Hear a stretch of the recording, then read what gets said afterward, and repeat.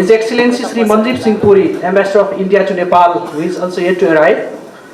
Similarly, Dr. Manish Thapa, Dr. Dattesh, Parulekar, distinguished participants, media representatives, ladies and gentlemen. It gives me immense pleasure to welcome you all in the seminar on Nepal-India relations, issues, emerging trends and boosting cooperation, organized by Asian Institute of Diplomacy and International Affairs, AIDIA. Before commencing any further into the formal session 1, on behalf of AIDIA, I'd like to express our heartfelt condolences to the victims of the terrorist attack of February 14, 2019 in Jammu and Kashmir. The attack was indeed deplorable and disturbing. Talking briefly about AIDIA. The Asian Institute of Diplomacy and International Affairs, AIDIA, is a foreign policy think tank based in the highly geostrategic Himalayan region in Kathmandu, Nepal. AIDIA strives to lead a new era of discourse of foreign policy and international relations. AIDIA, moreover, has been founded upon the reflection on the unstoppable rise of the Asian continent as the key stakeholders in the economic, strategic, and geopolitical equations of the present world order. Following the realizations, AIDIA has been conducting several programs concerning foreign policy and international relations. To name a few, AIDIA successfully organized the annual Economic Diplomacy Forum, Nepal-Bangladesh Business Forum, Nepal Foreign Policy Conference 2017, similarly Nepal-India Think Tank Summit 2018, among other seminars and exchange programs. With the promulgation of the new Constitution of Nepal 2015, ending the transitional phase that loomed in the Nepali political, economic and social landscape, since the end of the 10 years long civil war, Nepal is indeed accelerating towards economic prosperity and development. The government formed in the leadership of the Right Honorable Prime Minister K.P. Sharma Oli truly represents that very face of Nepal. Against this backdrop, India, on the other hand, as a rising economic superpower, continues to remain as an integral partner in the economic development of Nepal. Against this backdrop, the topic of the seminar has been designed to bring government, authorities, experts, and stakeholders to discuss and analyze these issues in the sphere of changing power configuration and emerging geopolitical and geoeconomic trends. I would like to take this opportunity to express my sincere gratitude to Chief Guest Honorable Pradeep Kumar Gyawali, Minister of Foreign Affairs, for accepting our invitation and gracing his presence despite his hectic schedule. Having said this, I would like to once again welcome you all to this seminar. Now we would like to formally start our program. First of all, I would like to request our Chief Guest to inaugurate this seminar by lighting the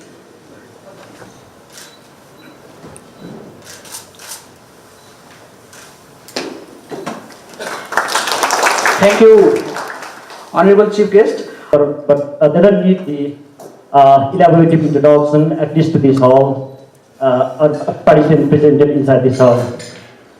But meanwhile, let me just briefly introduce the two of our eminent and also most said the eloquent speaker of today's seminar. To my immediate left, we have Assistant Professor Dattesh Prabhu Parulekar of Center of Latin American and International Studies of Gyawali University.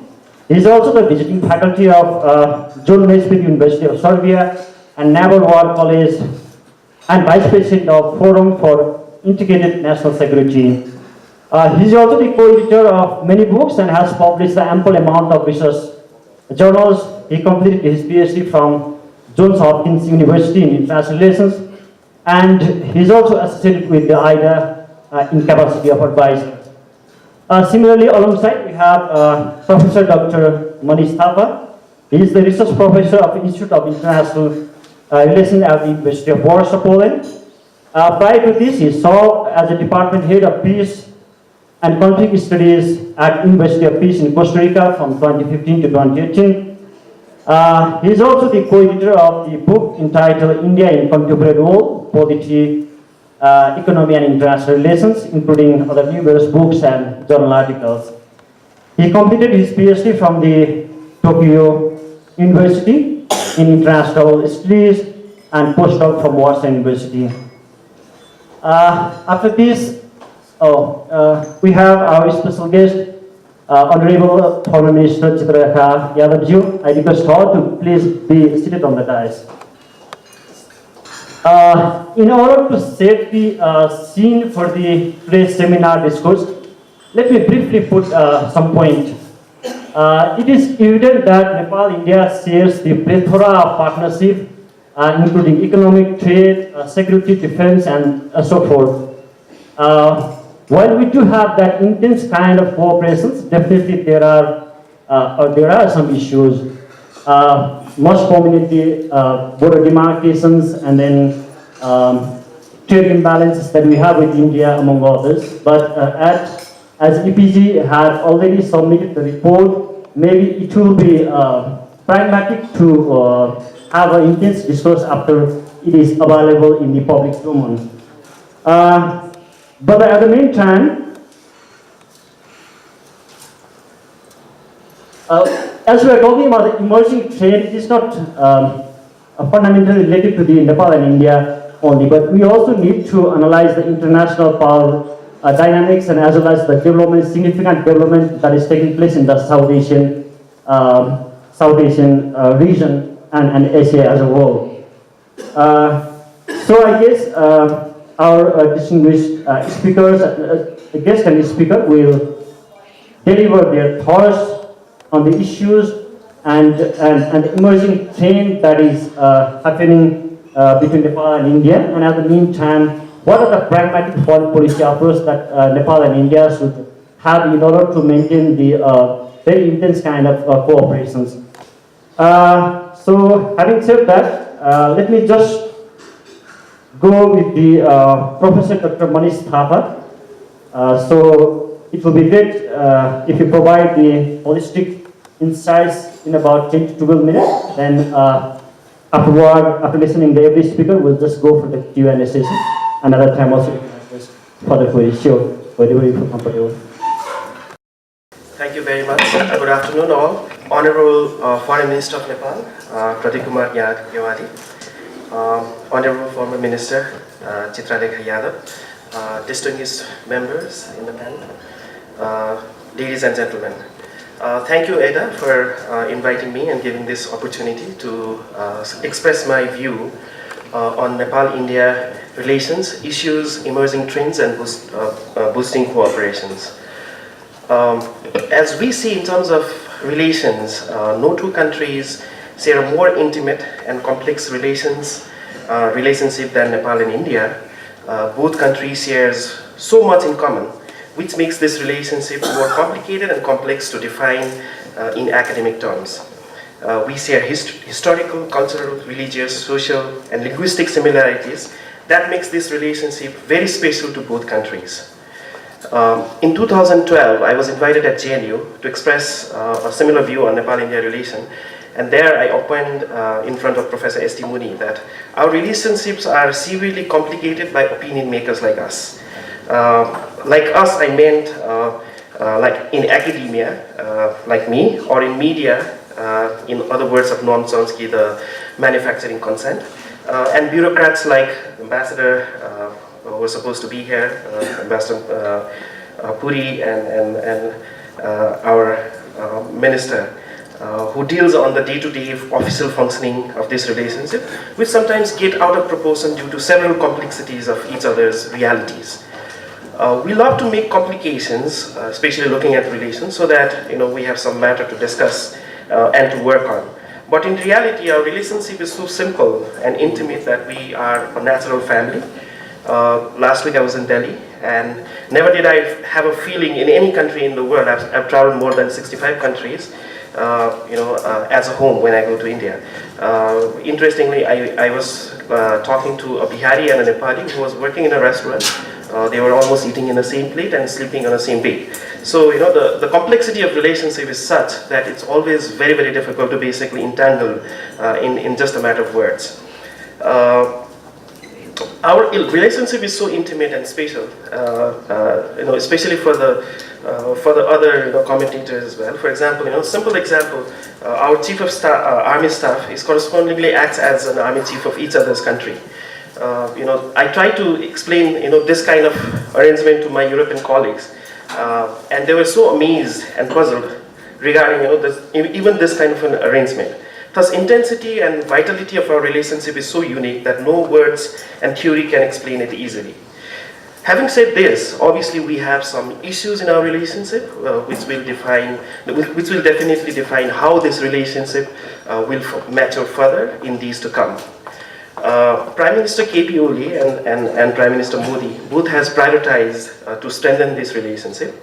Prime Minister Modi has visited Nepal 4 times after he became Prime Minister in 2014, which reflects the importance and also the tension in the relationship for the both countries.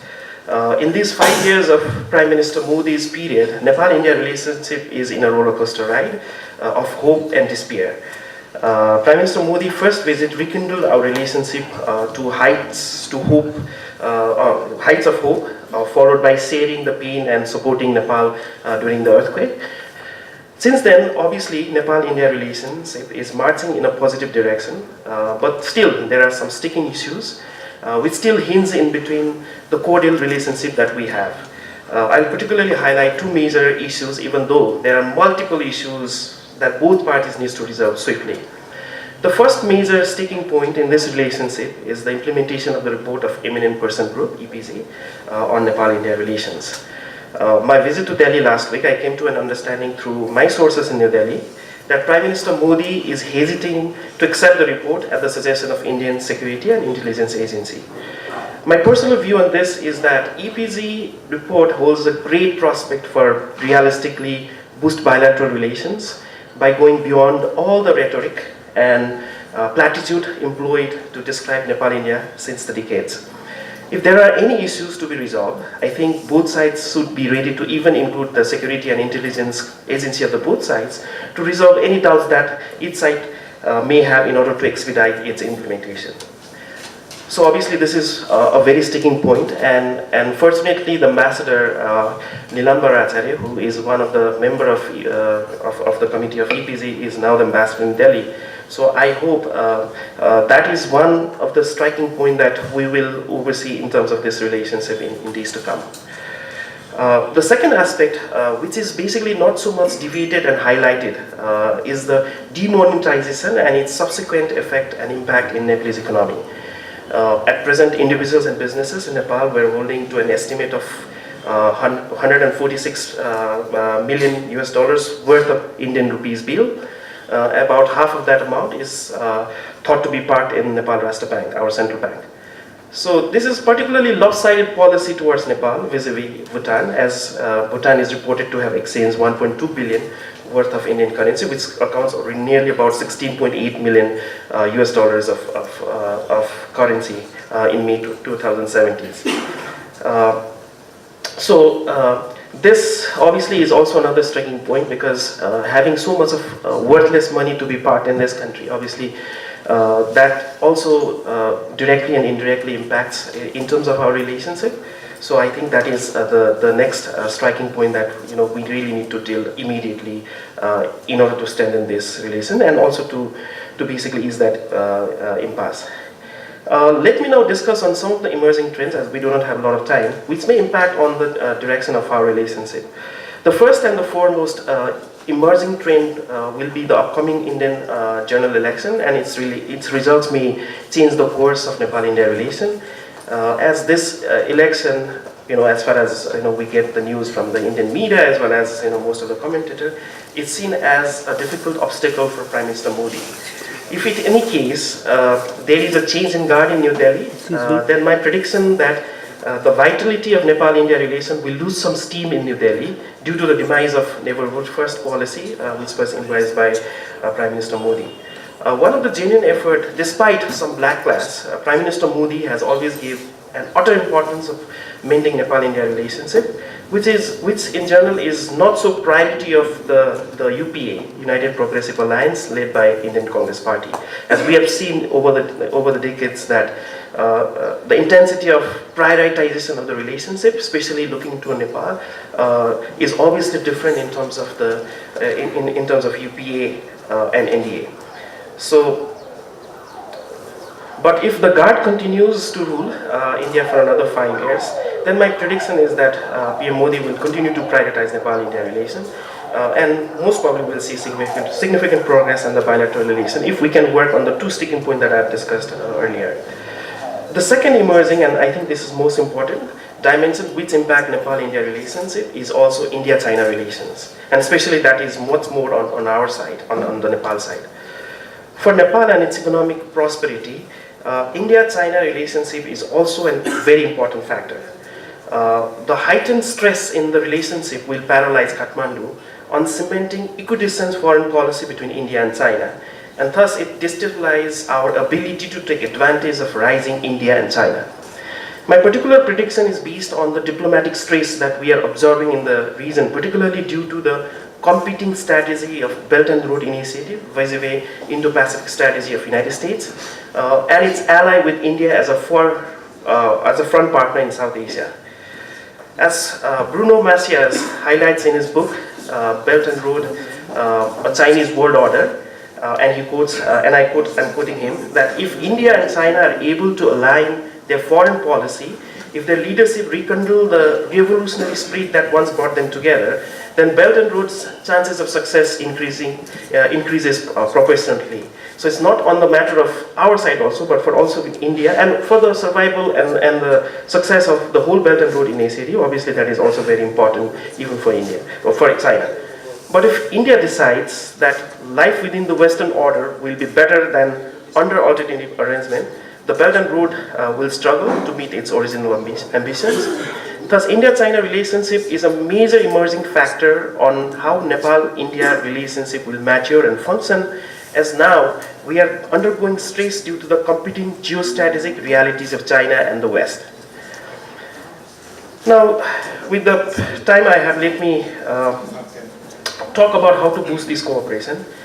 Since I come from the academic world, and I'll basically highlight on that, I'm pretty sure that the distinguished panel will obviously highlight other different aspects and other elements in order to boost this cooperation and the relationship between Nepal and India. As an academic, since His Excellency Foreign Minister as well as His Excellency Ambassador of India to Nepal is present here, I want to highlight one errant weakness we have in both countries in terms of the academic sense. I'm very sad to say that Nepal-India relationship has always been taken for granted in academic community in both countries. We do not see a very serious academic engagement in understanding Nepal-India relation, as this has just been left for a short-sighted media discourse. Just to give you an example, I'm a regular visitor of JNU, Jawaharlal Nehru University, at the School of International Studies, a prominent academic home for international relations in India. Every time I have visited JNU is with the invitation of Center for European Studies, as Nepal study has been restricted to a Center for South Asian Studies with merely a Nepal chair within that center. So there are, obviously there are some vibrant Nepali centers in India in the periphery, such as Center for Study of Nepal at Banaras Hindu University. But such centers basically lack funds to properly engage in bilateral relation discourse. I vividly remember, and Honorable Minister also remember, in 2011 we had an opportunity to visit BHU for Nepal-India Relation Conference, which is the only conference BHU Nepal Center has organized till now. In Nepal as well, despite some think tanks like AIDIA, there are no serious academic discourse on Nepal-India relation.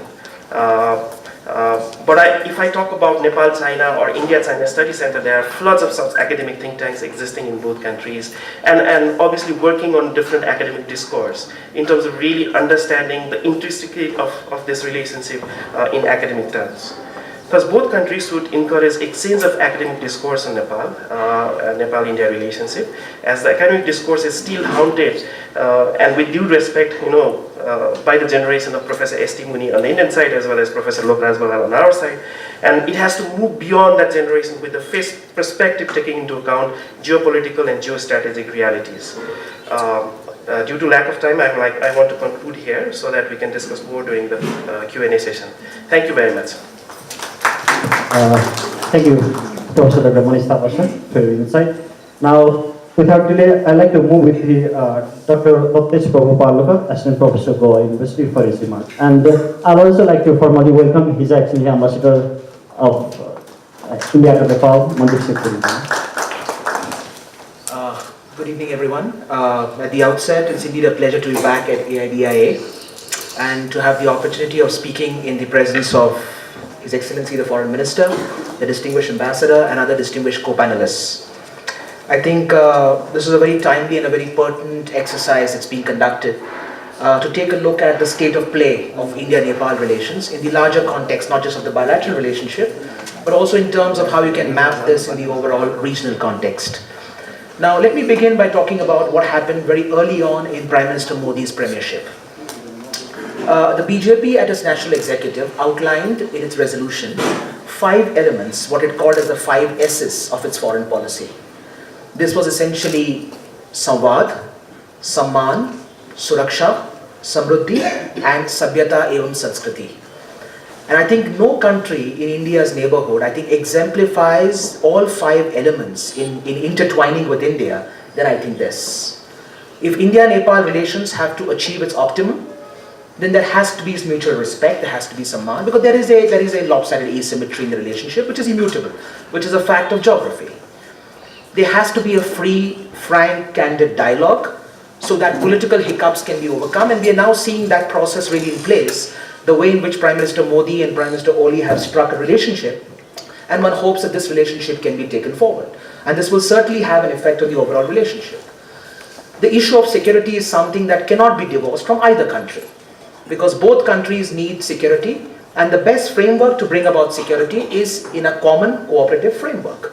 And that means both countries need to work on some of the teething issues that exist in the relationship, whether it's a demarcation of the border, whether it's concerns of the security establishment on both sides. So therein comes a security element. The most important element that probably drives the entire relationship is what we call as samruddhi, or shared prosperity.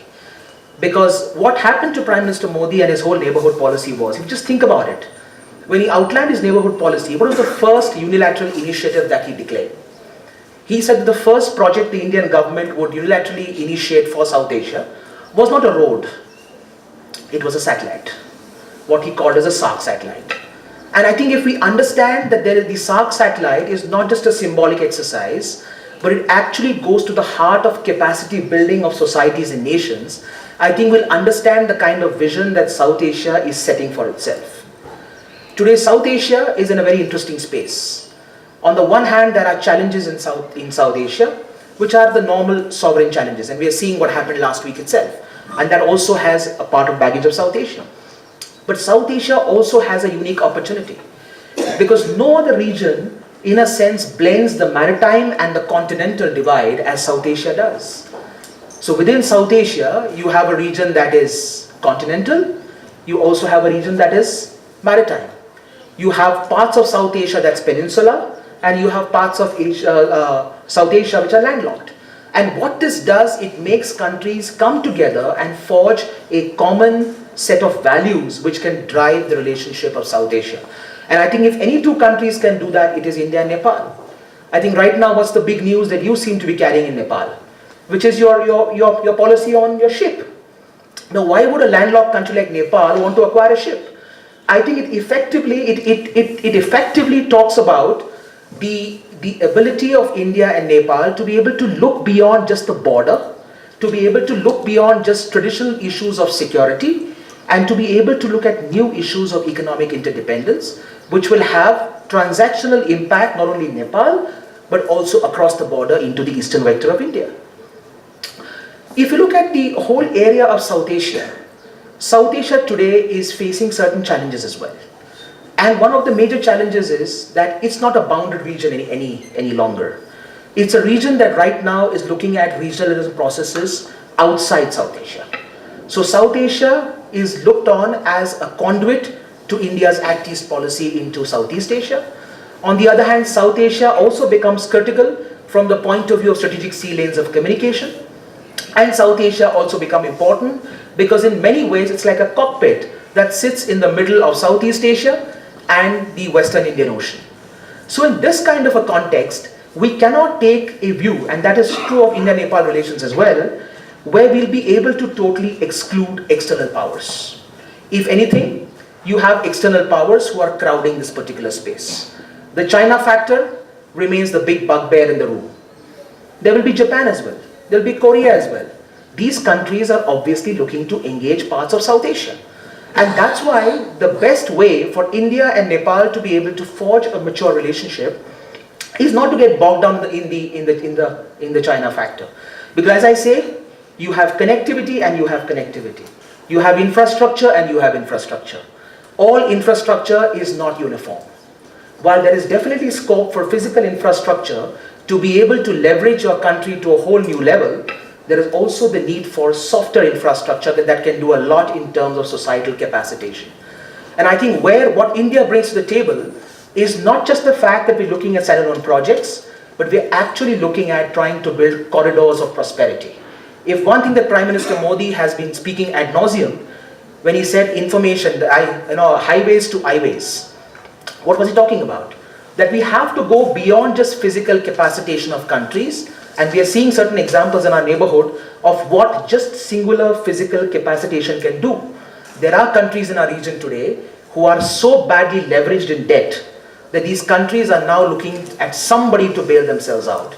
I'm sure Nepal would not like to be in that situation, where they're essentially debt-driven. And that's why, as a sovereign country, you will make your sovereign choices, but obviously the counsel that would come from the Indian side would be that as you make your choices on infrastructure, you need to see that these these infrastructure projects are sustainable. They are sustainable from the fiscal standpoint, they are sustainable from the societal standpoint, and they are also sustainable from the environmental standpoint. I think these are very, very important principles which will underpin the India-Nepal relationship. The India-Nepal relationship also has to be based on a certain element of maturity. And I think we'll have to get beyond the politics, we'll have to get beyond political individuals, because if two countries have to engage in a manner of interdependence, it cannot be just bogged down with leaders on both sides. I think we have, as the political class on both sides, have a major role to play in shaping the political consensus. And that consensus has to be able to pervade the challenges that underpin India-Nepal relations, because the challenges will keep coming. Just now, my preceding speaker spoke about the roller coaster nature of relations. And I would say that roller coaster nature of relations is not always bad. Well, I'm not justifying it. I'm just saying that when the emotional connect is very strong, you will have ups and downs. It's only in an emotionless situation that things are very uniform all the time. And uniformity can always be boring as well. And there are often mutual learnings that we have. Every situation provides us learning. Every situation provides us a chance to relook at the relationship and to build a better and common future. And that's why those 5 principles that I talked about, that are at the heart of Prime Minister Modi's foreign policy, and that are at the cornerstone of his entire South Asia or neighborhood first foreign policy, are those that should be the guiding touchstones of India-Nepal relations. And if each of those elements can be consolidated through mutual convergence, if each of those elements can be strengthened through cooperative frameworks, if each of those elements can be moved forward in terms of transactional, tangible achievement on the ground, that is going to be the best advert for India-Nepal relations. It's also important to understand that in the whole India-Nepal relationship, there are certain lessons that Nepal possibly can also draw in the way India develops itself. For example, I was in Janakpur. I came a day for yesterday, so I had the opportunity of traveling to Janakpur overnight. And it's nothing new, but the point is, everywhere I've traveled in my 3 visits now to Nepal, you look at many of the tourism hotspots in Nepal and you wonder if only these can be optimized with the right kind of infrastructural upgrade, with the right kind of models for governance of these tourism places, these can essentially become huge exponential money spinners for Nepal. And this is not Nepal, this is not something that Nepal has to do by itself. In fact, when we talk of essentially this whole corridor of prosperity issue, we're essentially talking about being able to build corridors of prosperity with localized benefit. When you build corridors of prosperity, you don't just build physical projects, you actually localize the benefits of this on both sides of the border. And that's exactly, I guess, what the tourism cooperation can do. Similarly, the hydropower potential. There have been issues. I'm sure India will look back and say that they could have done a little better job at being able to implement many of the projects. But the bottom line is, you also want to implement projects in a manner where there is consensus on ground, there is local participation, so that when push comes to shove, these projects don't become albatrosses around your neck. Another important area is to look at disaggregated development. if anything that Prime Minister Modi has tried to articulate a vision for South Asia in terms of economic, growth and development, it's in terms of disaggregating South Asia. If we were stuck only in the SAARC model, and if we thought that SAARC was the only panacea for all that South Asia can do, you know what kind of a situation we would have been in. Yes, the commitment to SAARC is very strong, but then SAARC has to move forward, and we know SAARC is not moving forward. So what do? And this is where one must recall what Prime Minister Modi said at the SAARC summit in Kathmandu, where he said that we will move ahead with SAARC whether somebody comes along or not, but we will not be stuck singularly in the SAARC mode. We will look at more effective ways of regional cooperation. And that effective manner of regional cooperation is a case of disaggregated development within South Asia. So for example, you have a Himalayan dialogue, where the specificities and the whole necessity of the Himalayan space is much different from what maritime South Asia beckons. And it's much different from what the western side of the South Asian subset beckons. So this kind of disaggregated development need not only happen at the regional level, this can also be taken forward internally within countries, as India often does. I mean, India's various states organize different investment summits, and why do they do that? They do that because what applies to Goa doesn't apply to Maharashtra, and what applies to Maharashtra doesn't apply to West Bengal. And I think as you are now preparing for your investment summit, a very important element that will help you is to be able to look at Nepal and what is best for Nepal in disaggregated terms, so that actually you're able to optimize your various kinds of potential that you have on the ground. I think I'll stop here and I'll be happy to take questions later. Thank you very much. Thank you, Dr. for your remarks. Maybe if we have any additional queries that can be addressed in the Q&A session.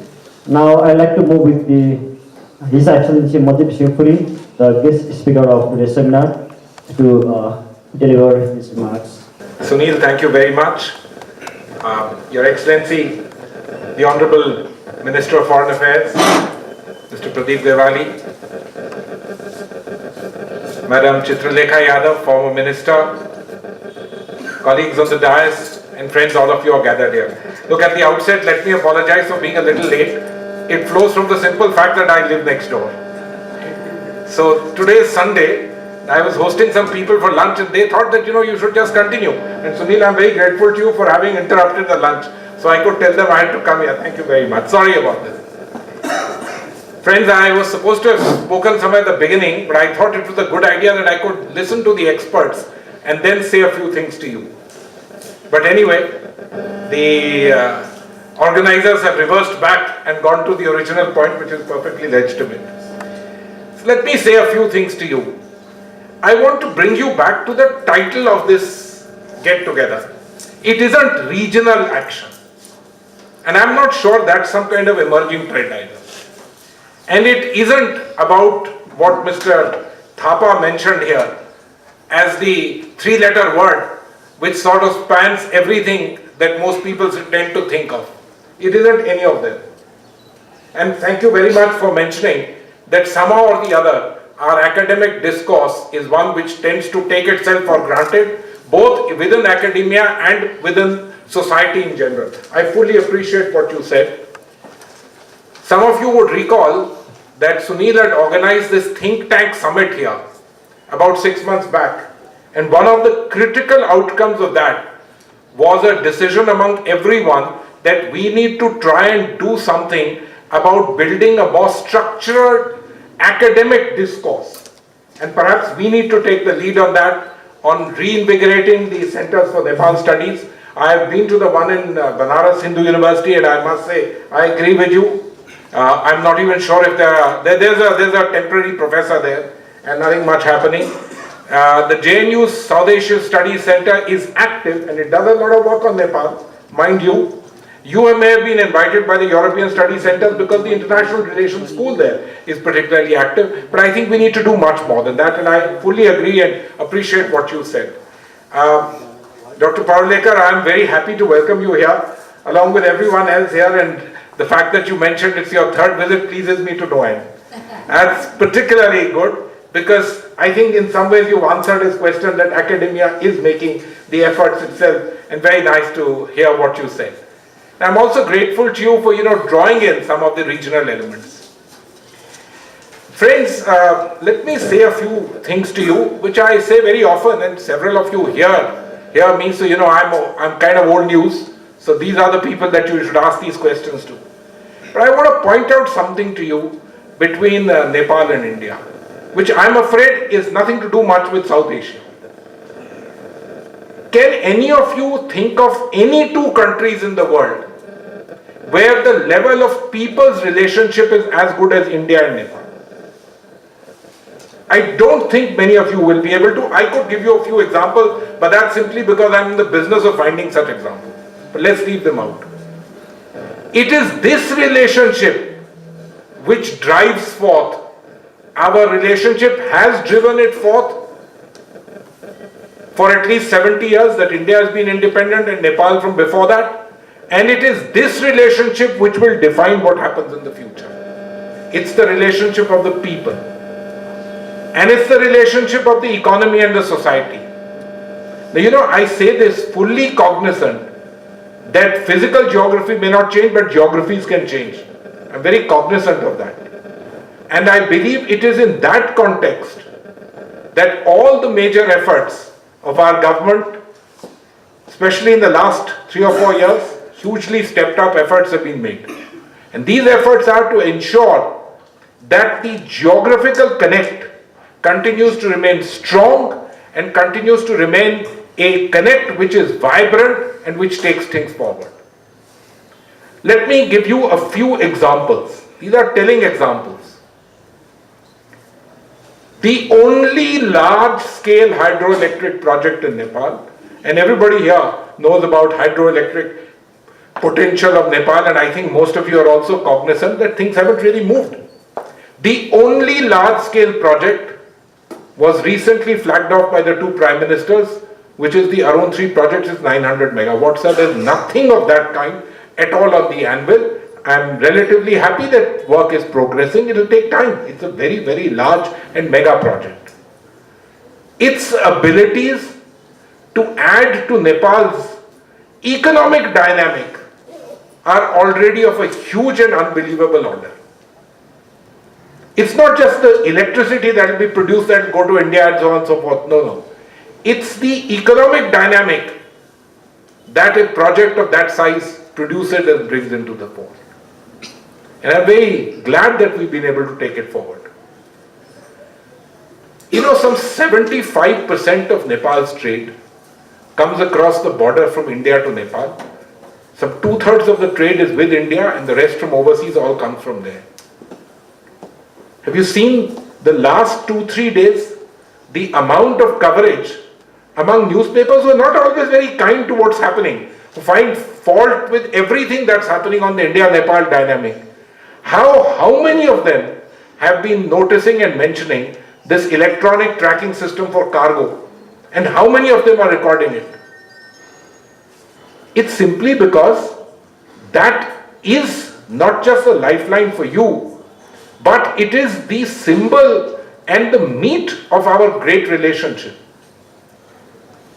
And the more we do in terms of connectivity, the more we better doing of business between India and Nepal, the more we will build the connect between our societies, which is strong because nature and God are behind it and our forefathers have worked hard.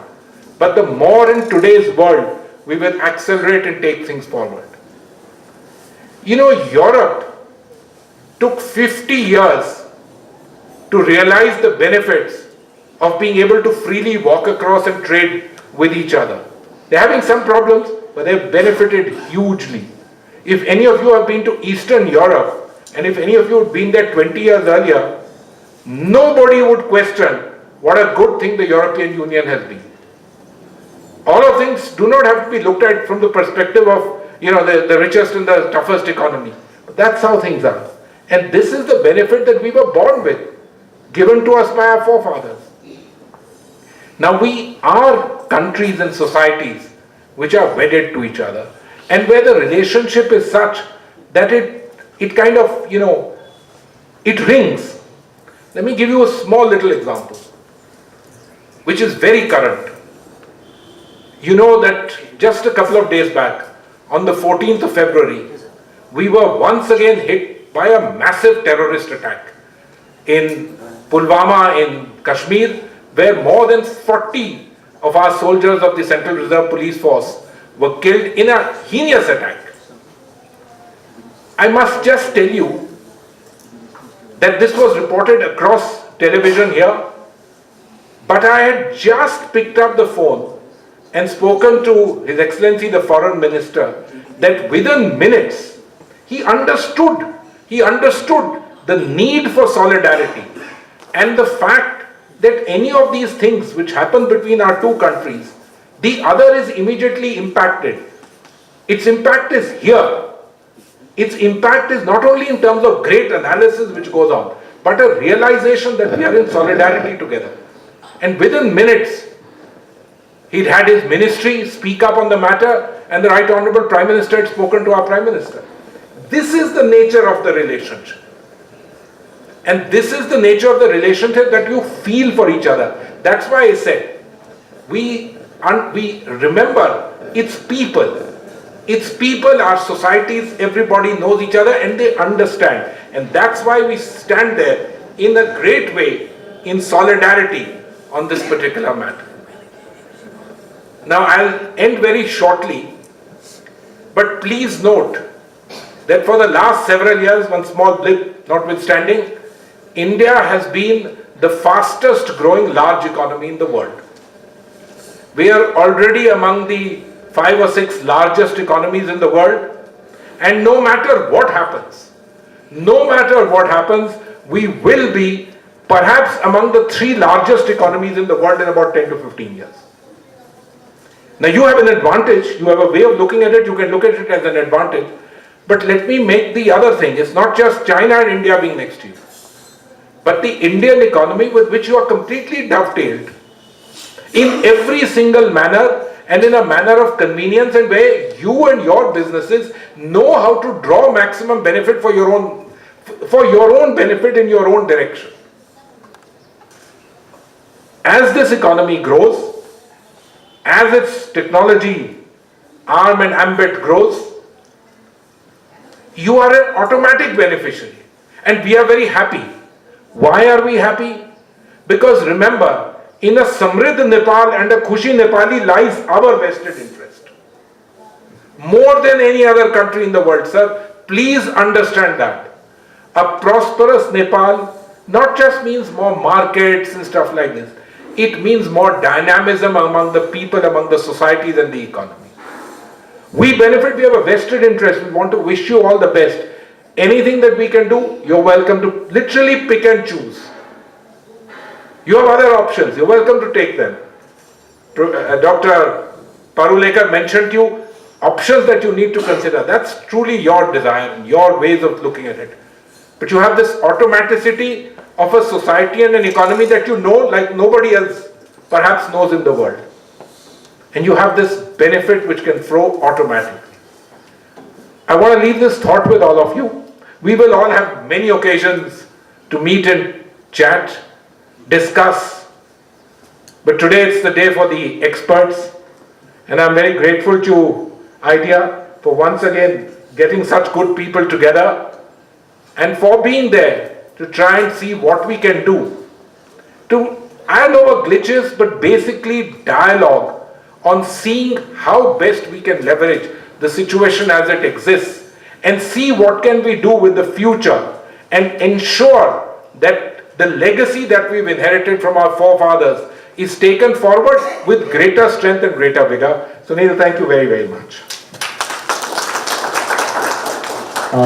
Thank you, Your Excellency, for highlighting the intense economic cooperations between these two countries, and at the meantime, the progress that has been made in recent years, and also the very emotional and people-to-people contact that we have between these two countries.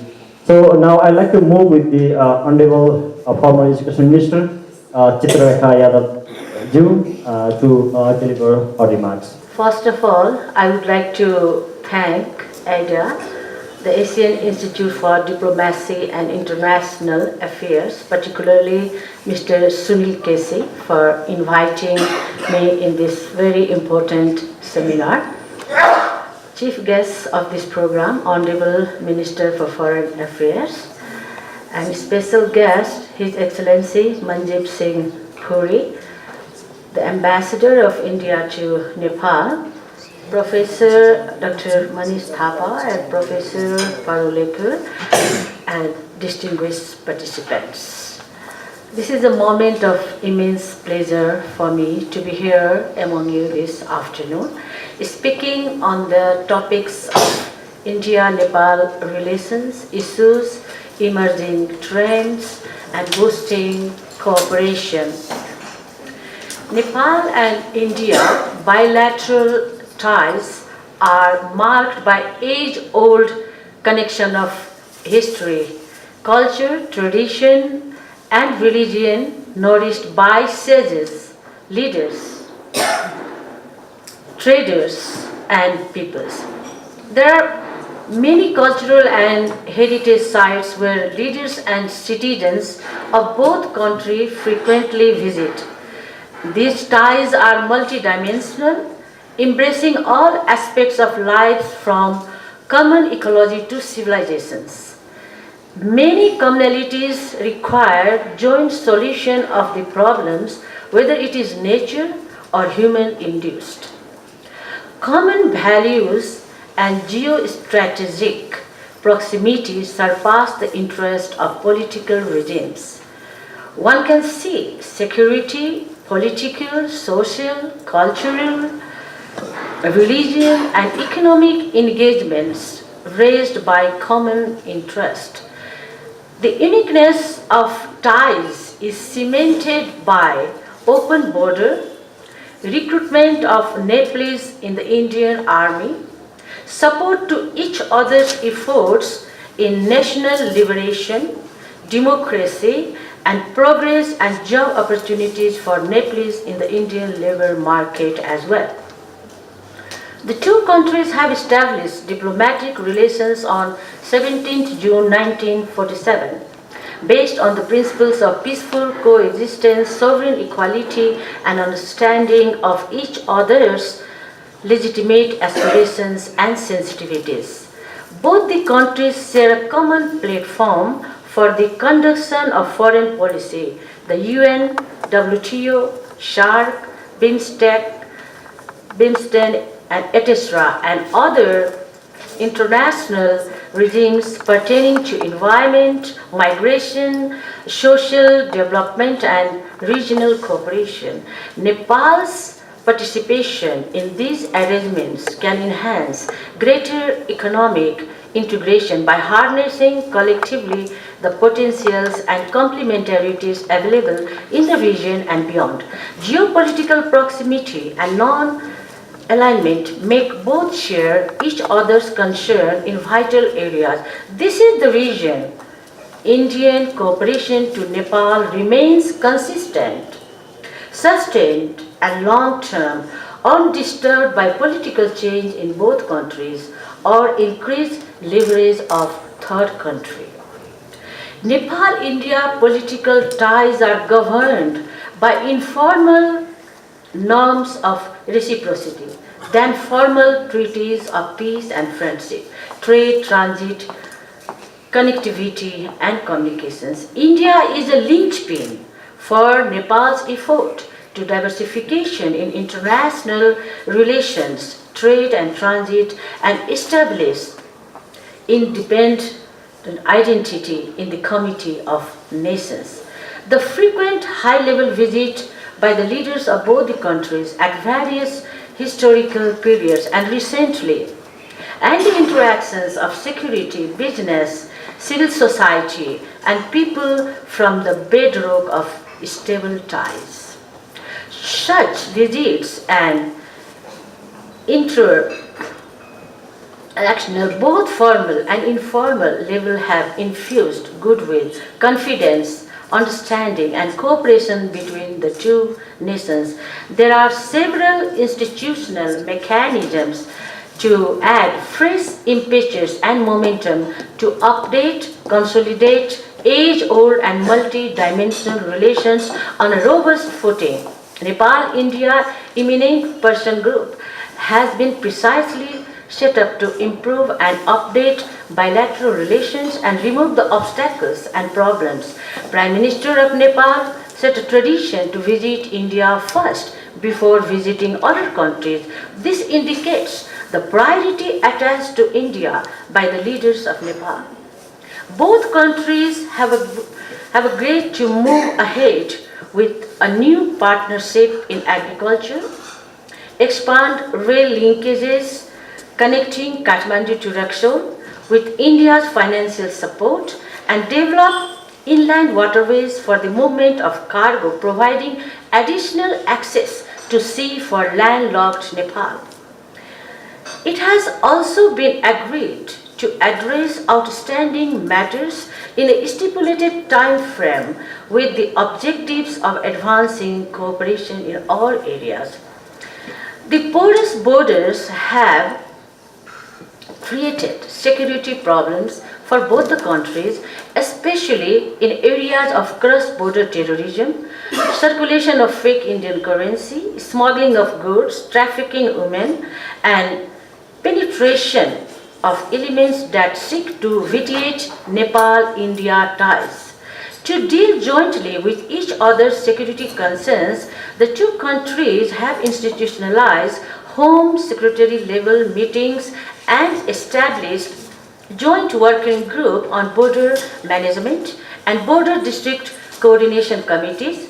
Similarly, Nepal-India Joint Technical Committee formed in 1981 made important accomplishments in scientifically mapping Nepal-India boundary.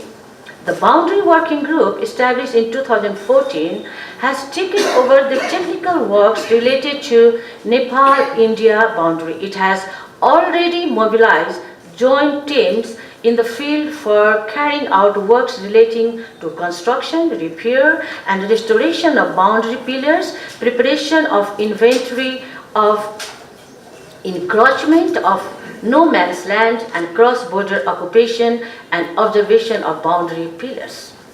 India is Nepal's main development partner. Indian cooperation started in Nepal since 1951. It lent support to Nepal in restoring democracy, conclude peace process, draft inclusive, secular, federal democratic republic constitution, and expedite development projects from construction of roads, airports, hydropower, communication to constructing schools and hospitals. Following the massive earthquake in Nepal in April and May 2015, India promptly offered helping hands, both in short-term rescue and relief and long-term reconstruction pains. India placed a fund of $250 million grant and $750 million soft loan for reconstruction, and later a line of credit of $1 billion to be utilized to finance development projects chosen by Nepal. Nepal-India Joint Oversight Mechanism reviews the progress made and resolve issues in the implementation of the projects under India's economic and development cooperation. India's recent assistance to Nepal involves construction of B.P. Khorala Institute of Health Sciences in Dharan, Emergency and Trauma Center at Bir Hospital, and Manmohan Memorial Polytechnic at Biratnagar. Integrated checkposts have been proposed at 4 points on India-Nepal border, namely Raxaul-Bitganj has been materialized last year. Shinoli Bhairava, Gyawali Biratnagar, and Nepalganj Rupedia are ongoing. Likewise, India is constructing Hulaki Road to the main ring road for Tharai. A memorandum of understanding on development of railway infrastructure at 5 points along the Nepal-India border was signed in 2010. The construction process has been ongoing for Jayanagar-Janakpur, Bardibas, Bijalpura, and Jogwani Biratnagar sectors. For the remaining 3 links, both sides have begun groundworks. Another big construction is Nepal-India Friendship Polytechnic at Hetauda. To harness Nepal's hydro potential, Nepal-India have set up 3-tier Joint Ministerial Commission for Water Resources, Joint Committee on Water Resources, and Joint Standing Technical Committee to implement agreements and treaties and address flood and inundation. There is also an additional mechanism, Joint Committee on Inundation and Flood Management, which deals explicitly with the issues of inundation, embankment, and flood forecasting. A power trade agreement is signed between the two countries in 2014, paving way for the power developers of the two countries to trade electricity across the border. Private public power developers from India have reached agreements with the Investment Board of Nepal to develop 2 mega hydro projects, Upper Karnali and Arunthar. So far, India is Nepal's largest trading partner.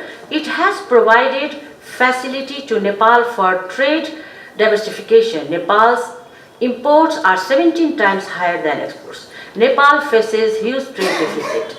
Both the countries have concluded bilateral treaty of transit, treaty and trade, and the agreement of cooperation to control unauthorized trade. To govern the matters related to the implementation of treaty, bilateral trade, transit and investment issues, both the countries have established the Intergovernmental Committee and the Intergovernmental Subcommittee as well. Nepal and India relations have always been moving forward with the changing aspirations of both nation and people. No country can be a substitute of Nepal's relations with India, as the ties are cemented by civilization, human relationship, and institutions with enduring values. There are many joint platforms which provide a common sphere for dialogue and cooperation for the promotion of ecological, social, economic, political, cultural, security, development needs, aspiration of the people and states on a reciprocal basis. A cooperative and fruitful ties between Nepal and India can enable both sides to cope with growing geopolitical shift in Asia, where both are catching the attention of world power and strengthen their ties to the benefits of the people. Now, the last but not the least, talking about the relationship of India and Nepal. Here, I would like to quote Rabindranath Tagore. In dark nights, under the shadow of black clouds, keep the flame of love burning even at the cost of your life. Thank you very much. Thank you, Honorable Foreign Minister, for very effective and elaborative remarks. Now, I'd like to move with Honorable Minister of Foreign Affairs, Pradeep Gyawali, Chief Guest of our event, to deliver the Chief Guest remark.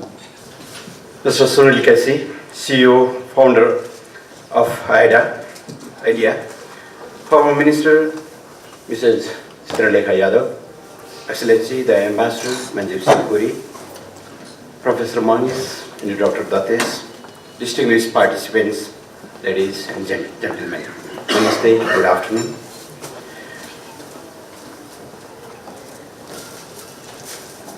I thank Mr. Sunil and AIDIA for organizing this seminar and inviting me to speak a few words. I found the theme of the seminar, Nepal-India relations, issues, emerging trends and boosting cooperation, highly relevant. I am sure that the deliberations during this seminar would be helpful in generating insights into the ways for further enhancing cooperation between our two countries. Distinguished participants, needn't to say, Nepal and India enjoy a cordial and friendly relationship. Our relations are age-old, time-tested, comprehensive, deep and extensive. Linkages of history, culture, tradition and religion have further nurtured our relations. Social and economic lives of our peoples are interlinked. A firm commitment to the principles of peaceful coexistence, sovereign equality, mutual respect and understanding of each other's aspirations and sensitivities characterize our relations. Regular exchanges, both at high political level and at the people-to-people level, reflect the depth of our relations and form the very foundation of our engagements in diverse fields.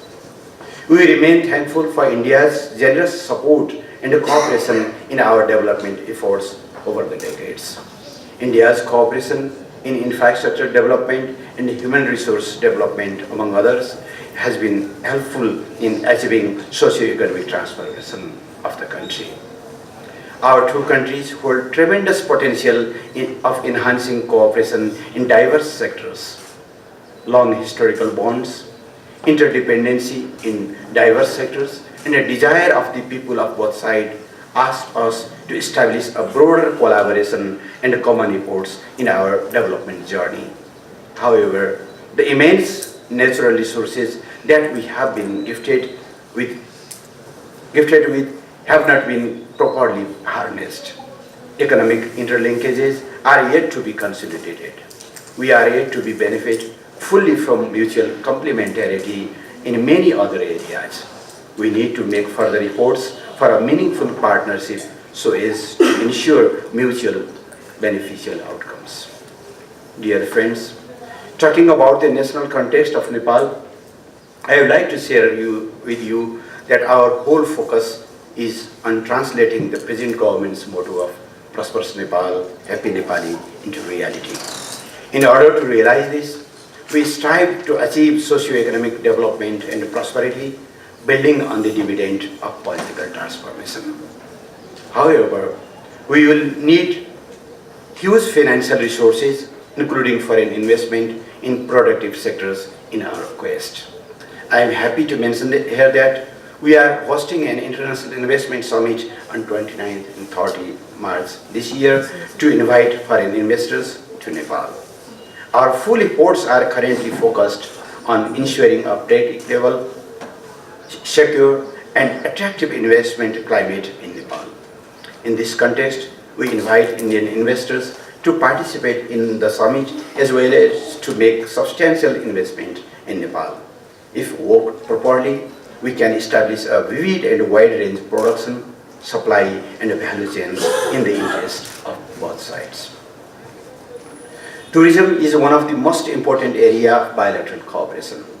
Having the shared cultural and social traditions, values, and way of life, both countries can be benefited by tourism. There are a number of cultural and religious sites common to our people in both countries.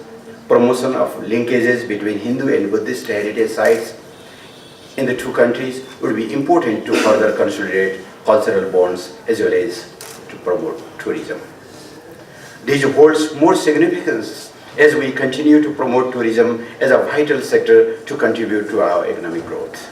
As Nepal is observing 2020 as a Visit Nepal year with a target of welcoming 2 million tourists, meaningful engagement between the public and private sectors of our two countries would be vital. Nepal and India can generate more benefits by promoting robust economic partnership. India has been making speedy progress in advancing its economy. We look forward to a strong partnership with India for the transformation of our economy to sustain our drive of economic prosperity. Nepal and India share the collaborative platforms in various regional and sub-regional forums. Our countries have a vital role in the SAARC and BIMSTEC.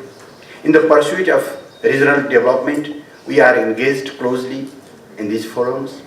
BBIN initiatives provides yet another important platform for sub-regional collaboration. As South Asia is the least integrated region despite huge natural and human resources, it is in the interest of both countries to promote regional cooperation, collaboration, and joint efforts to face the common challenges. Technology is the key to innovation and transformation. India, equipped with the modern technology, has established itself as a leading force in driving development. Nepal also aspires to benefit from India's technological expertise and innovations. transformation of knowledge and technology will enable us to accelerate the pace of economic development. Infrastructure development remains a priority of our partnership. Socio-economic development cannot advance in the absence of adequate infrastructures. Geographical proximity and open border offers us an opportunity to develop connectivity in all forms: road, rail, water, and air. I am pleased to recall that our two countries are working seriously towards developing cross-border railways, roadways, inland waterways, airways, and electric grid connectivity to promote trade, tourism, and investment. Latest understanding in these sectors are encouraging. Hydropower development is the area that promises great opportunities for collaboration. We have not been able to fully exploit our huge water resources potentials despite the pressing need of energy in both sides. We need investment in technology as well as free access of power markets to move forward. Trade and transit are vital components of Nepal-India bilateral relations. India is our top trading partner in terms of both export and import, while Nepal is among India's top 20 export destinations. A matter of concern in this regard is Nepal's growing trade deficit, which we must address for our trade to create a win-win scenario. We need more trade facilitation measures, including removal of all barriers. Both sides need to expedite early conclusion of the ongoing comprehensive review of the bilateral trade treaty. Our two countries are endowed with resources. We need innovative ways and means to harness these resources for economic growth and development for mutual benefit. Development should be the important pillar of our relations in the present context. India's achievements in economic fronts are remarkable. It has built infrastructure, developed manufacturing, excelled in service trade, expanded export base, and increased agricultural productivity. As India progresses, we see in that an abounding opportunity to benefit. A stable and prosperous Nepal is equally beneficial to India as well. Adverse effects of climate change can be felt everywhere and widely. It has posed a serious threat to the lives of millions of people both sides. It is a challenge which can be faced only by collaborative efforts. Despite of tremendous achievements in the science, technology, and innovations, millions of people are still deprived and facing poverty. This is the problem which requires the collective measures. Terrorism still poses a serious challenge against the humanity, and its black shadows are still roaming in the region.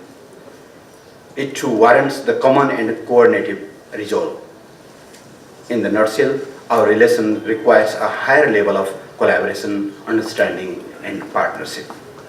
While speaking about the relations that we would like to see in the context of 21st century, I would like to fondly recall the exchange of visits by the Prime Minister of Nepal and India in April and May last year, which has generated a new dynamism in our bilateral relations. Our two sides are committed to taking bilateral relations to newer heights by strengthening ongoing cooperation in diverse spheres, as well as to expanding partnership on the basis of principle of equality, mutual trust, respect, and mutual benefit. While focusing on effective implementation of all the past agreements and understandings, both sides have intensified engagement for addressing the outstanding matters with the objective of advancing cooperation in all areas. In this regard, political leadership, academia, media, and private sector should work hard to strengthen trust level and explore the new avenues of cooperation. In view of such focused attention from both sides on enhancing engagements in the areas of common interest, we look forward to a mutually beneficial outcome in the coming days. Nepal aims at further deepening its cooperation with its immediate neighbor, India, with particular focus on advancing economic partnership. I conclude by thanking once again AIDIA for organizing this seminar and for this opportunity to share my few observations. I wish this event a success. Thank you. Thank you, Honorable Minister, for your social address. We are truly delighted to hear your words. So I request the distinguished participant to just pose the question. If you have any queries.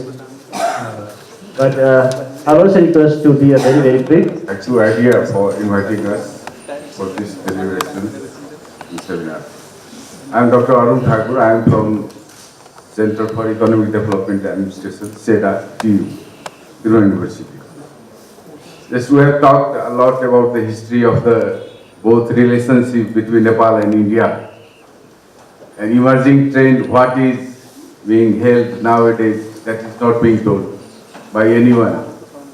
But here the question is about what are the issues that is hindering or boosting the cooperation between the two countries that are not being made clear, or no any issues were being raised by the both deliberators regarding this boosting cooperation. I think we must have to highlight what are the issues, what are the hindrances that is taking place between for the boosting the cooperation here. That is the major question. As I think, as a member of the BMSTEC think tank, Shri has already participated in Bhutan and last year in Bangladesh. And we have talked a lot regarding that. And Sachin was one of the participants from the RIS India. And there I have talked about what are the issues. Preferences means we are just working for the boosting the cooperation. But what are the preferences of all the countries, BMSTEC countries, that are not being just brought in a concrete form? Nepal has the one type of preferences. India has one preferences. Bhutan has another one. Bangladesh has their own type of preferences. But we might have to decide among all those BMSTEC nations regarding what are the preferences on which we have to discuss together. And we have to cooperate on that very matter so that the cooperation can be enhanced among us. That is the major question. And same problem is, I want to put here, what are the issues that are being hindering? Many contract has been made between India and Nepal.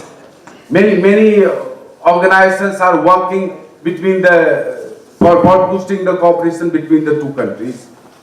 But no one is getting actualized. They are taking time. Then what are those facts you might have to make clear from the just Indian side? I want to just also we want to see, and from Nepal side also we want to hear that what are the problems, what are the things that is hindering our relationship or the matter of the cooperation so that the contract can be actualized on time. Whatever the contract you have made regarding the rail, regarding the infrastructure development that was being given by the India, Modi has declared 1,000 crore that very just help. Or then why they are not being taking place? Where is the problem? You might have, we want to hear that. What are those problems and that can be, and what can be done for that from Nepal side and from India so that any program or any project can be launched on time and completed on time so that the people of Nepal can get benefit from them and India can also should not have to face the problem like the flood and other that is the climatic issues and other matters, so that both can be can sit in a well manner and so that the Nepal can be and Nepalese can be a happy one and prosperous. Okay. Thank you, sir. Thank you very much. Just we'll take one. Good afternoon. This is Shambhu Pokhrel, the chairman of Business Television, and I'm also a scholar, PhD scholar in political sciences, specializing in. Right now we are maintaining political, cultural, other relations, and I'd like to talk about economic relations as I do specialize in economic area as well. I'd like to show you some figures. In 2017, India's export to China was around 16 billion USD and India's export to Nepal was 10 billion USD. Next figure is in 2013, according to Forbes statistics, Nepal was the 7th largest remittance sending country to India. And this year, our budget is 13 billion USD and our expected import is also same with India. So this figure tells us there is something like a vaccine is needed to strengthen our relation. Only cultural, only political, only saying hello, hi, brother, brother can work, or we need to look at some these issues as well. I am not sure, Your Excellency will know better. India has done some agreement and understanding with Vietnam or some other countries that 1/3 of our exports, 1/3 amount will be imported from your country. So like that, some sort of understanding has been made. You can correct me if I am wrong. And in Nepal case also, if the whole amount of our budget is going to India, then how can we sustain this relation? That's a big question. And what India can do, maybe some special quota for Nepalese product, some preserved access to Nepalese product to India, maybe some special arrangement for maybe tourism or other things we can explore. But my pain is lurking there, despite talking about we have a good relation, we have a friendly relation, we have world's only one example between two countries. There's a big issue. I think India should think about this as well from economic perspective. Thank you. And that's why the best way to conduct international relations or to conduct relations between states in today's world of interdependence is to focus on strong sense of bilateralism. That means deal with the bilateral issues at the bilateral level with a sense of conviction and commitment, and yet bring a certain sense of enlightenment to regional issues. Just look at the example of Bangladesh and India. And again, this is not one size fits all. There will always be issues between countries where you need the political leadership to step in and the political leadership to be able to make the breakthrough. And we have seen in the India-Bangladesh relationship in particular, given the kind of leadership that both Prime Minister Modi and Prime Minister Sheikh Hasina have shown, that a very vexatious issue like the land boundary agreement got done. And this has had huge spin-offs for the India-Bangladesh relationship. So I don't think, given the great relationship right now that Prime Minister Modi and Prime Minister Oli have struck, that something similar cannot be done on the vexatious issues that bedevil India-Nepal relations. I think what is important is not to linger on what has been the past, to look at what are the prospects, what are the opportunities, and to learn from history so that we don't repeat the mistakes of the past. Now you mentioned about projects being completed in time. Absolutely, that's well taken.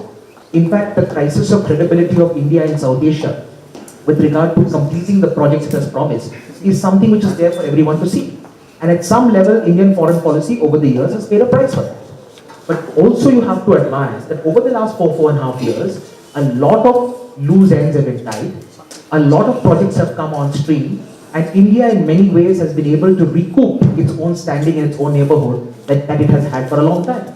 So in this context, what we need to do is, we need to focus on projects, we need to be able to put joint working groups in place, give them the requisite mandate and authority to be able to deal with issues in a time-bound manner, and wherever there are bottlenecks, there must be an opportunity for the relevant leaders at the various levels, whether it's the two foreign ministers, or the concerned ministers, or even the two prime ministers, to be able to step in so that issues don't linger, but issues get dealt with in time. Thank you. I completely agree with my fellow speaker on this one. And I think the other issue regarding most of this project is sometimes when the bilateral relation is so vibrant, when there are too many visits, there is always a hurried nature in terms of announcing the project at the political leadership. And obviously the understanding at the political leadership and at the bureaucratic leadership, there is always a kind of a gap, because obviously the political leaders can announce something, but when it translates, when the same thing comes to the bureaucratic level, obviously there is always a challenge in terms of understanding, in terms of what the original agreements is there. I think most of the agreements that Nepal, India, and even other countries, Nepal, Bangladesh, we can discuss many other countries, there is always, there is always this gap in terms of the real understanding, in terms of the process. Because when it comes to the bureaucratic level, obviously it takes time. There is a lot of homework that needs to be done on the both sides. So it also delays in terms of the implementation of the actual process. So that is also something that I add on this.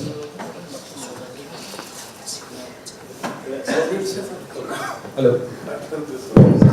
Certainly, sir. Sir, I didn't follow your question, so I don't know what to say. I just want to tell you something about projects. Have you seen the pace of international projects in Nepal? And where do we stand vis-a-vis anyone else? Have you noticed that? So, I'm sitting in your midst, so I don't want to belabor this point.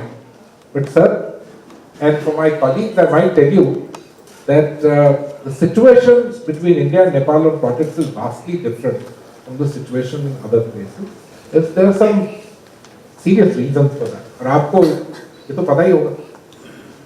देखिए, let us look at the projects. Let's look at some of the major projects. The railway link, which we were supposed to do to Janakpur, is complete. It's been completed for now several months. It needs to be operationalized. That's not India's project. That's Nepal government's doing.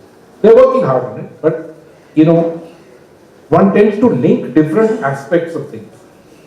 The Motihari Amlekganj pipeline has only been held up for one reason, which has now been cleared by the government, which was clearance to lay the pipeline in the area near Amlekganj under the forested area.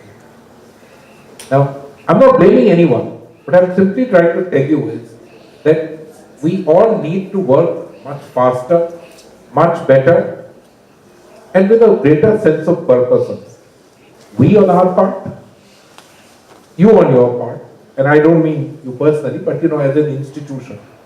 I think if, in India, several years back, the realization dawned that we have no choice but to really push ahead on infrastructure and big projects.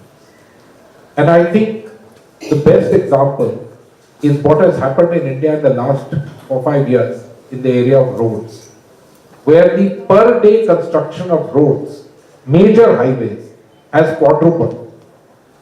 So you have to take this decision. You can't say today it's land acquisition, tomorrow it's that, this, that, and the other.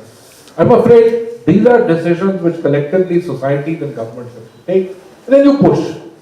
Now those of you who come from an economic background, you will take a certain viewpoint. But many others who come from other perspectives tend to have different sets of views. But these things all need to be tackled. And you know that as well as I do. But let me come to your point, since I heard you. Look, India's yearly exports to China are in the region of about $30 billion. This year. In the last several years. Okay? India's exports to Nepal are in the region of $5 to $6 billion. That still makes Nepal one of India's top 10 export destinations. These figures vary a little bit. Let me give you a little bit of an idea. United States, United Arab Emirates, those are the two in the region of 30 billion, China is around 10 billion. After that, in the region of about 6, 7 to 5, there are 8, 9 countries. These vary yearly to yearly. Nepal is one of them. So you are a very important export destination. Let's be very clear on that. We value our economic relationship tremendously.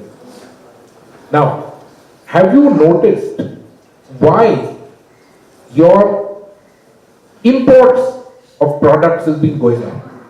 Please try to pay some attention to that. A fundamental reason is that your economy has been growing in the last several years. Per capita income has grown, whether it is due to remittances or any other factor. This has resulted in higher consumption levels in Nepal. Secondly, in several areas, you are having production shortfalls. And those shortfalls are actually simply because there are no people available for that, because people are utilizing their time and what their capabilities are elsewhere to earn more. So it's a very interesting concept. Remember, I can have a long discussion with you on the merits of remittances and working overseas. But I think a more dispassionate view needs to be taken on that. Nepal's balance of trade is problematic, but your balance of payments is very good.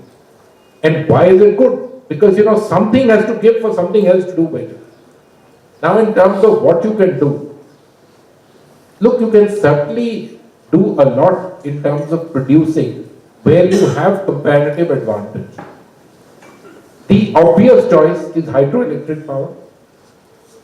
Sir, I am glad that at least we, the only country, the only partner of yours, where a major hydroelectric project is now underway, and I don't believe, unless something really tectonic happens, it will go on steam. The moment it goes on steam, all these balance of trade, balance of payments, all these positions will change. Have you noticed that you're importing electricity from India? And we talk here about hydroelectric potential. Let me tell you, we are fundamentally, today we have a little bit of grid surplus. But we are a country with very low per capita consumption of electric power. So it's not that, we are running hugely surplus itself. So these are efforts made in solidarity. And so therefore, this is all a matter. You need to take a little call in your own country, on your macroeconomics, on how you wish to pursue development in Nepal, in which direction. My colleague here mentioned to you tourism. I think it's a gold mine, but everybody has been saying it's been a gold mine for years. Where we are in Malla Hotel, if we just look around, the number of brand new 5-star hotels which is coming up is unbelievable. But where are going to be the footfalls of the tourists? We mentioned the Visit Nepal year target of 2 million tourists. That might just get achieved. But frankly speaking, tourism depends fundamentally on infrastructure. God, of course, is important. Nature must be good. People should get attracted. But if you don't have infrastructure, and I don't mean hotels, you have to get people into Nepal. That's the most important element. Now, I think these are all areas in which we can certainly make suggestions, share our experiences, and so on. And we're very happy to do it, and we do it all the time. But the decisions are your decisions. You need to take these decisions. I can only share with you one simple fact. That India has grown rapidly in the past, let's say, 15-20 years.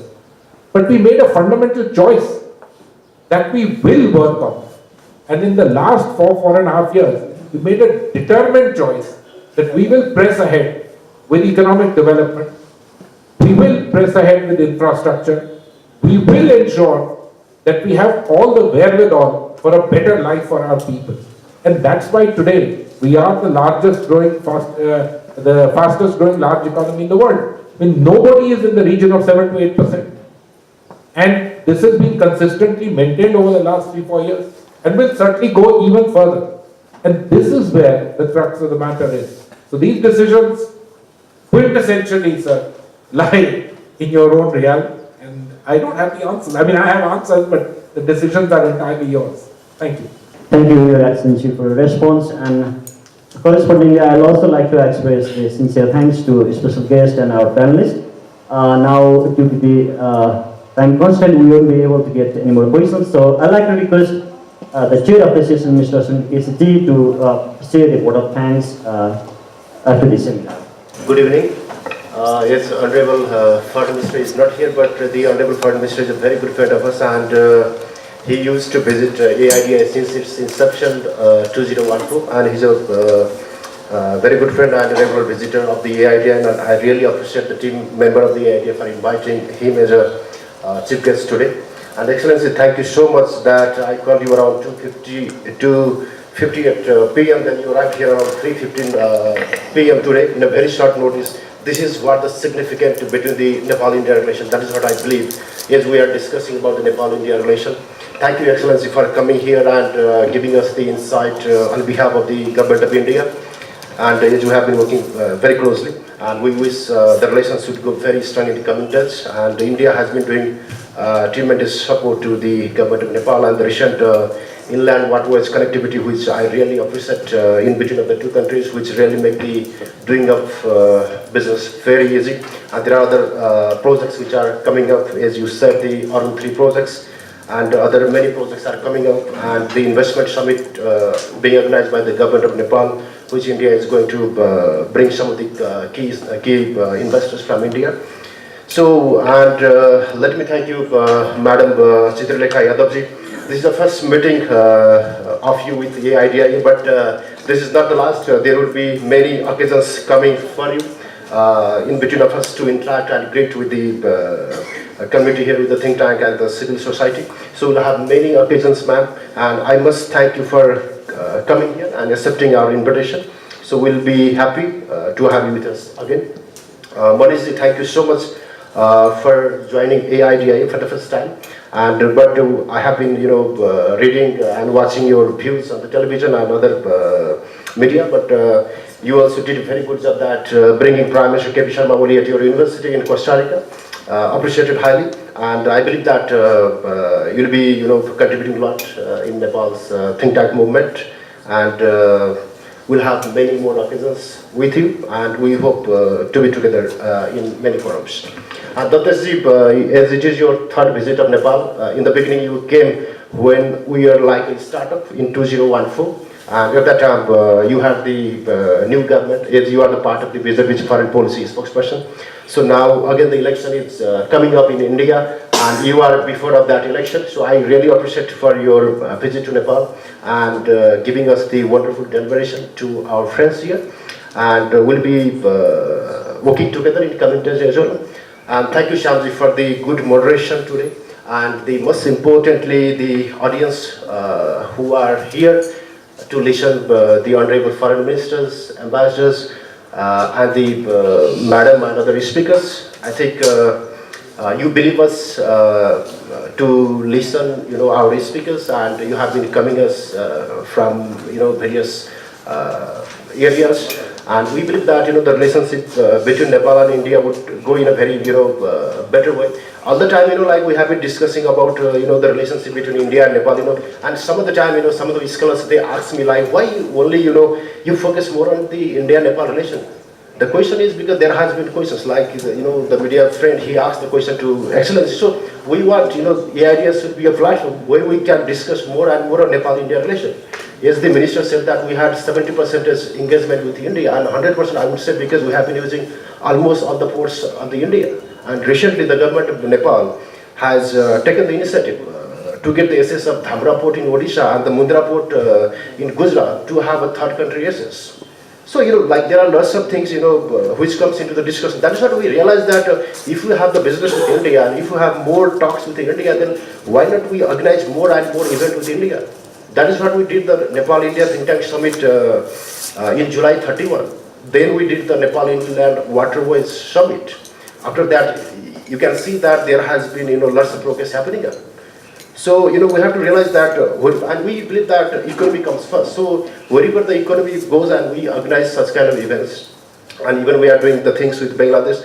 And I would like to give one of the very good news to all of you that with our initiative, the government of Azerbaijan recently announced the scholarship scheme to the Nepalese students to study MBBS, MD, and the Masters in International Relations courses under the non-alignment movement as a member. And Prime Minister K.P. Oli is visiting Azerbaijan in the month of August to celebrate it. I think it is one of the good things what we did, and we hope that such kind of cooperation and such kind of initiatives we want to do in coming days, and we want to be really impactful think tank, not just doing something in such a way, because we truly believe that to help to the business people, and we have been dependent to the business community to run our think tank. So we will be working in short. So once again, thank you so much for coming here, and I request everyone to join for the tea coffee, and we'll be in touch for another programs. Thank you once again.